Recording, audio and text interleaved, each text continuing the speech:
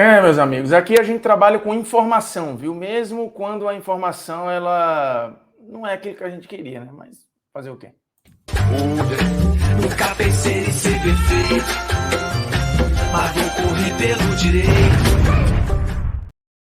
Moçada, beleza? O Bruno Formiga na área e nada mais. Falemos de Neymar na Liga Saudita, Neymar no Al Hilal. Dos clubes que foram estatizados, e aí é preciso entender que hoje o futebol árabe, a Liga Saudita, todas essas contratações que você tem ouvido falar, elas basicamente estão rumando para 4 times. O único desses 4 que não tinha ainda uma mega estrela mundial era o Al Hilal, destino do Neymar nas próximas 2 temporadas. Decepcionante para quem curte o futebol do Neymar, para quem estava na expectativa de um eventual ou possível retorno para o Barcelona, mas, para além da nossa vontade, existe uma realidade de negócio, de contrato, existem lados que tinham interesses absolutamente conflitantes e diferentes, e um desses lados venceu. Qual o lado que venceu? O lado do Paris Saint-Germain. E aí eu vou trazer dados aqui e informações sobre essa negociação, sobre a ida do Neymar para o Al Hilal, e aí vem depois a minha avaliação do que eu acho que pode acontecer e de como eu enxergo, tecnicamente falando, este movimento. Movimento este, e aí é a primeira informação, que não era o plano A, nem o plano B, nem o plano C do Neymar para esse momento. Vitor Sérgio Rodrigues, Marcelo Beckler, galera da TNT já tinha trazido isso antes, né? Que num primeiro momento o plano era futebol dos Estados Unidos, num segundo momento o Barcelona. Nesse meio tempo aí, você tem uma possibilidade remota, distante, mas que acabou nem sendo alimentada por uma estratégia, inclusive, do PSG, de futebol brasileiro. Mas eu vou chegar lá, tem uma artezinha para a gente ir mostrando ponto a ponto o que aconteceu nessa negociação para o Neymar tomar do PSG um checkmate e ficar numa sinuca de bico. Uma sinuca de ouro, é verdade, mas sem muitas opções de escolha. E no final das contas, o Neymar vai para um contrato que é relativamente curto, de 2 anos, para ganhar um valor estratosférico de 100 milhões de euros por temporada e depois ficar livre. Livre há um ano da Copa do Mundo de 2026, podendo escolher um retorno para o Brasil para fazer a preparação antes da Copa no Brasil, ou tentar uma brecha em um outro mercado europeu, ou ir para os Estados Unidos, enfim, aí são desenhos que daqui a 2 anos o Neymar poderá fazer. Mas o PSG desenhou tudo de um jeito que não restou muita opção para o Neymar. Nesse ponto, também há uma avaliação que pode ser crítica ao que foi o Neymar nos últimos 6 anos, porque os grandes clubes europeus, ou a primeira prateleira do futebol europeu, ela não se colocou disposta a gastar pelo Neymar. A gastar, leia-se, compensando o PSG ou pagando parte da multa ou a multa. E aí é preciso avaliar como o Neymar procedeu nesses últimos anos, porque outros jogadores com idades similares foram negociados por altos valores. Por exemplo, o Harry Kane acabou de sair do Tottenham por 100 milhões de euros para o Bayern de Munique. E o Harry Kane é um ano só mais novo que o Neymar. Então, assim, não é só a questão da idade. É uma avaliação macro que a gente pode fazer de que houve um desgaste. Por culpa de quem? Aí talvez caiba um outro vídeo, mas isso aconteceu. Sabendo desse desenho, o PSG agiu de maneira muito estratégica para sair ganhando na história sob qualquer ótica e ainda economizando um valor muito alto de salário para o Neymar. Então, vamos ao passo a passo de como se deu essa negociação e esse checkmate. Ponto 1, e aqui eu acho importante. Ponto 1 é: o PSG esperou as janelas dos Estados Unidos e Brasil fecharem. O Brasil aqui fica com um asterisco, mas primordialmente os Estados Unidos. Eliminando uma possibilidade de saída de graça, porque o PSG, desde o início, e o Neymar e o seu staff sabiam disso, não liberaria para a Europa de graça. Precisaria ter compensação. Grande, média ou pequena, mas teria uma compensação. Para o futebol dos Estados Unidos, não precisaria. Só que o que o PSG fez? Deixou para informar ao Neymar de que o Neymar não estava nos planos depois que a janela dos Estados Unidos já tinha fechado. E também a janela do Brasil, que seria uma outra possibilidade para o Neymar abrir muitas concessões e voltar para o futebol brasileiro, onde ele entende que é mais competitivo, onde ele entende que ia respirar um ar diferente, por exemplo, do futebol da Arábia Saudita. Um outro ponto, Luiz Henrique nunca quis o Neymar e bancou esta decisão. E a decisão do treinador ela foi respeitada pela diretoria do PSG, que já tinha tido alguns entraves com o staff do Neymar. A decisão do afastamento do Mbappé ela foi 100% da diretoria do PSG, que depois, inclusive, reviu. A não utilização do Neymar era uma decisão do Luiz Henrique. Então, a decisão do Luiz Henrique de não contar com o Neymar, ela era sabida pelo PSG, que estrategicamente deixou para comunicar ao Neymar e ao Verratti um dia depois, assim, na segunda-feira seguinte, ao término da janela europeia. Então, estrategicamente, você já tinha muitas opções a menos para a saída. Aí você tem, o PSG sabia que ninguém na Europa pagaria a multa, então ele foi desenhando o negócio para o mercado que ele sabia que podia desembolsar um ótimo valor pelo Neymar. E foi colocando o Al Hilal no jogo. Por quê? O Al Hilal, além de ser patrocinado pela Puma, era o único dos 4 clubes estatizados lá, que fazem parte do projeto saudita, era o único que ainda não tinha a sua grande estrela mundial. Essa estrela seria o Neymar. E o PSG começou a levar para onde o PSG gostaria que a negociação fosse. Desde o início, a ideia era forçar o mercado árabe. Ponto. Era levar o Neymar para esse lugar. E, de novo, o Neymar está ganhando um dinheiro absurdo, mas a decisão da ida, ela não é uma decisão financeira. O Neymar não está trocando outras possibilidades pelo Al Hilal por conta do dinheiro.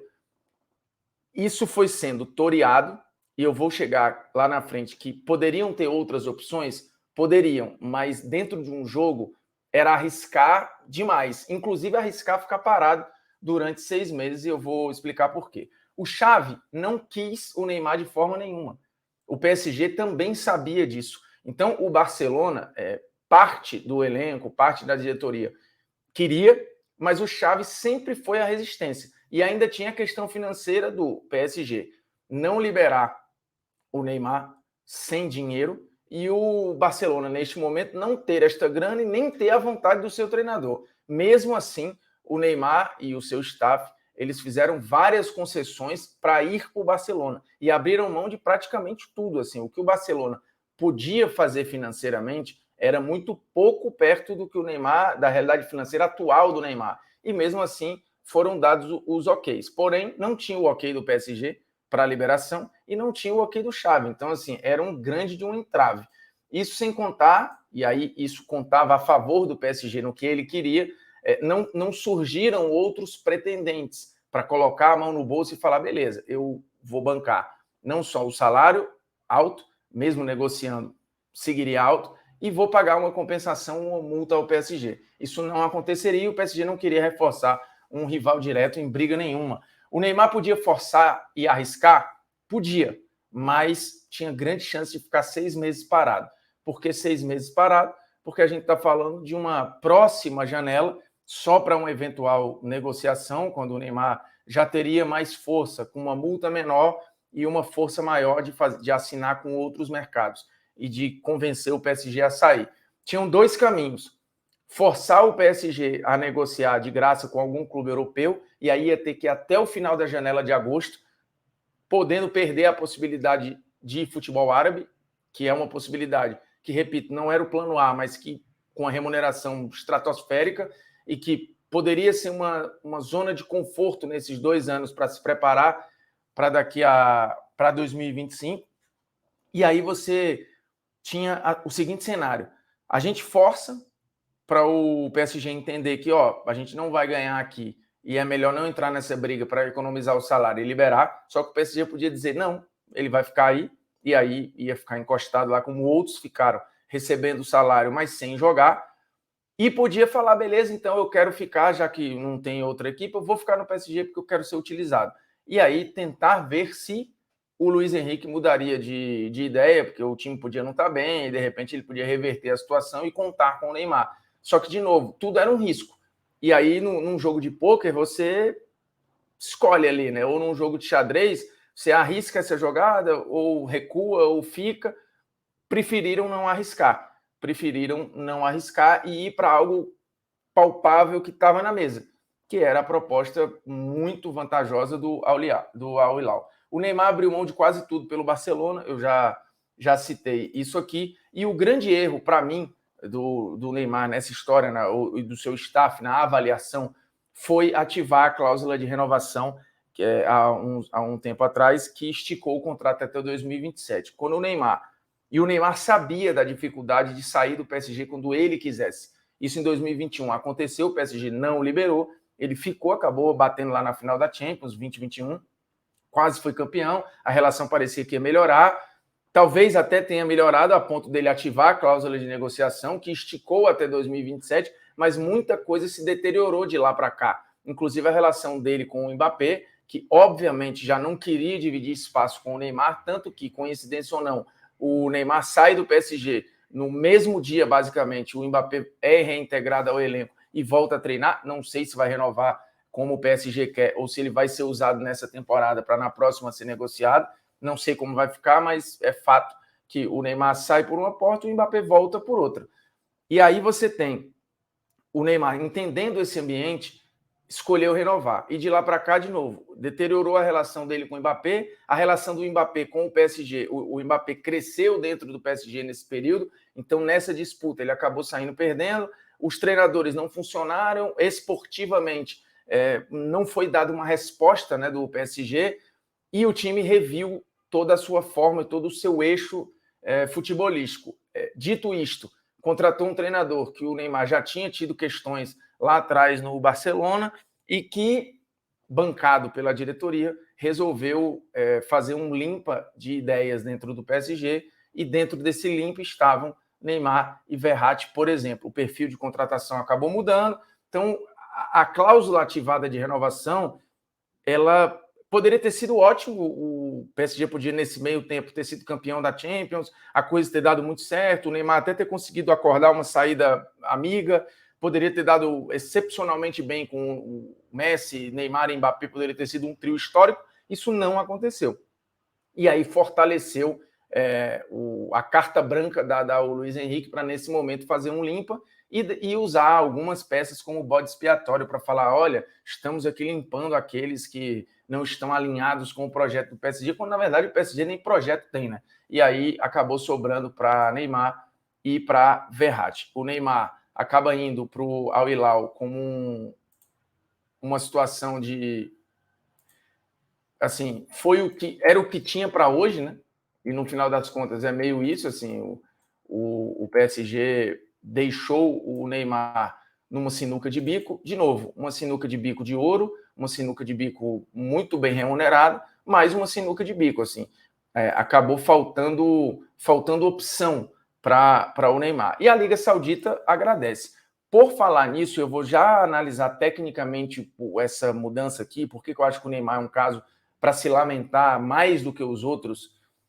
A gente lembra que os jogos do Sauditão estão lá em PagBet. Acertou, tá pago. A partir de R$1 você aposta, a partir de 20 você já saca. É tudo rápido, prático, simples. PagBet, que é patrocinador oficial do Polêmicas Vazias, lá no YouTube da TNT Sports. Ó. Resgatou, inclusive, o quadro Opiniões que você não tem o direito de ter. E aí é o seguinte, o link está na descrição do vídeo, você pode, rodada após rodada, olhar lá as cotações. Obviamente, as do Al Hilal vão mudar com a chegada do Neymar, e em breve você deve ter lá cotações futuras para campeão, artilharia e tal. Então dá uma experimentada em PagBet, até porque voltaram os campeonatos europeus, vai voltar a Champions, então dá para brincar bastante lá no site da PagBet, beleza? E sim, você já me viu nos intervalos por aí, junto com o Paulinho ou Gogó. Ele não me deixa falar na propaganda, né? Mas aqui eu posso ter a liberdade de falar o tempo que eu quiser. Seguinte, eu até repercutiu até legal lá, porque o que acontece? Qual é a minha avaliação da ida do Neymar? De todos os que acertaram com a Liga Saudita, o Neymar é um caso específico para mim. Ainda tinha muita lenha para queimar, e isso ficou provado antes da Copa do Mundo de 2022, então um ano atrás ele estava voando e era visto como um dos top 3 da temporada, e ele ainda tem muitos capítulos, ou tinha muito capítulo em branco, que outros ali que acertaram com o futebol árabe ou já tinham escrito esses capítulos ou não tinham capacidade e expectativa para tal, e eu vou esmiuçar alguns nomes. Aos 31 anos, tecnicamente falando, para mim é um desperdício, e aí eu continuo. Vários que foram para a Arábia tinham a vida esportiva resolvida. Por exemplo, Benzema e Cristiano Ronaldo.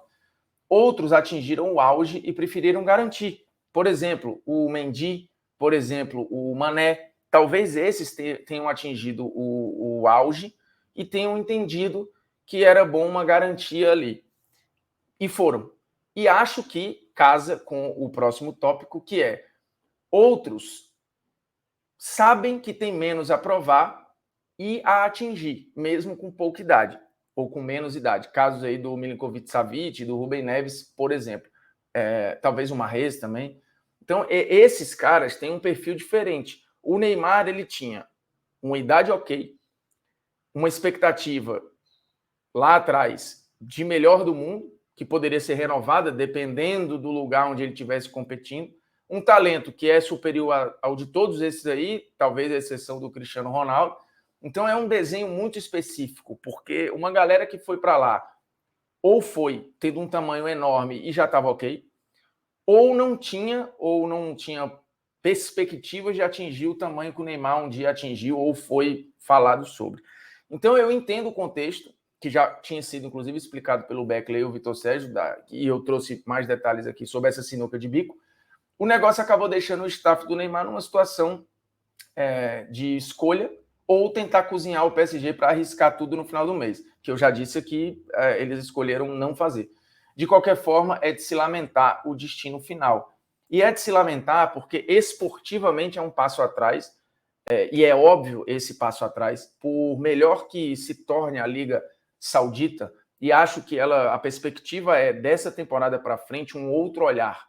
O olhar daqui para trás é um, o olhar daqui para frente é outro. Você tem uma liga 100% comandada por técnicos estrangeiros, alguns muito bons, digam-se de passagem, o que pode enriquecer taticamente o lugar. Você tem vários nomes enormes indo, mesmo que concentrado em 4 clubes, uma produção local que tem melhorado devagar, mas tem, tanto que a seleção saudita ganhou da Argentina, que terminou campeã do mundo, tem melhorado a sua seleção, por mais que ainda não exporte talentos, por mais que a estrutura ainda seja de estádios ali com capacidade para 17, 18 mil pagantes, poucos estádios têm capacidade para mais que isso. Os que têm vão estar cheios, muito provavelmente nos jogos do Al Nassr, do Al Hilal e das principais equipes, mas, no geral, ainda é uma liga que tende a evoluir, uma liga que foi criada em 1975, que de lá para cá só teve 7 campeões diferentes, né? Então, assim, é pouco. Competitivamente falando, fisicamente falando, em vários aspectos, é um passo atrás para um cara que ainda é o eixo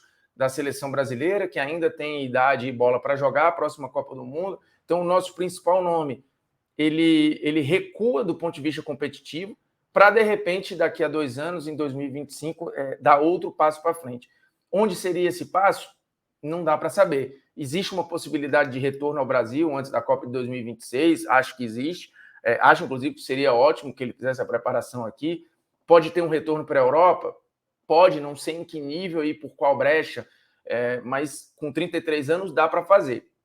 Mas, repito, acho decepcionante, acho ruim, acho triste, até vendo que existia uma remota possibilidade do Barcelona, que assim sempre foi muito distante, e acho que até a permanência no próprio PSG, do ponto de vista competitivo, era melhor do que ir para a Arábia Saudita. Isso é a nossa vontade.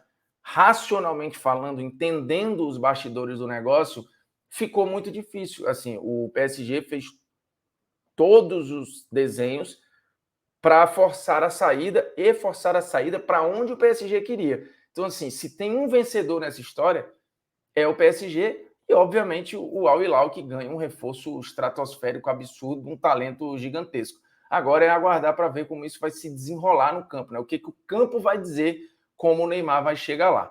Beleza? É nóis, estamos juntos. E aí, se quiser se inscrever agora, fica à vontade.